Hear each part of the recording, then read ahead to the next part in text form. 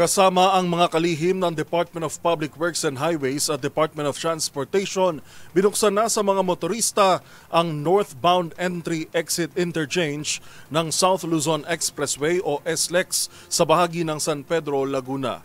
Inasahang mababawasan na ng 45 minuto ang biyahe ng mga dadaan sa nasabing interchange.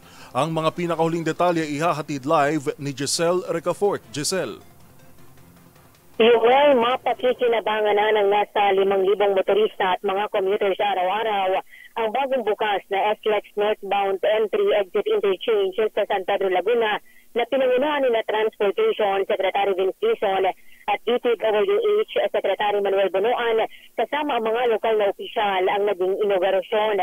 Ayon kay Secretary Dizon, mababawasan na raw ng 45 minuto ang travel time ng mga daraan sa SLEX San Pedro exit. Pakinggan natin ang kalihim.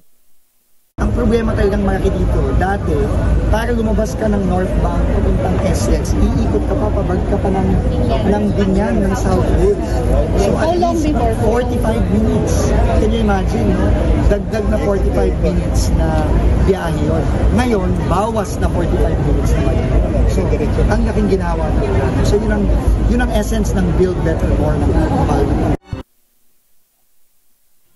Tiniyak naman ni Secretary Bonoan na hindi raw magiging problema yung pagbanga sa bahaging ito ng SLEX dahil natugunan na raw yan ng kanilang agawang alat ng San Miguel Corporation. Pakinggan naman natin si Bonoan. At saka meron po kami alternate drainage na ilinagay din po sa Alaska ng DPWH. So nagko-complement po yung ginawa ng San Miguel Corporation at saka DPWH. Meron po kaming ilagay na drainage mula po dun sa Monarch area, papunta na po dun sa ilog na.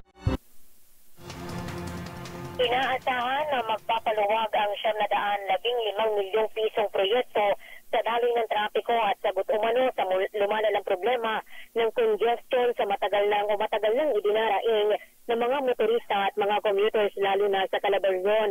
Noong July 2018, sinimulan itong proyekto na inabutan na ng pandemya ng COVID-19 at natagalan din dahil sa problema sa right of way.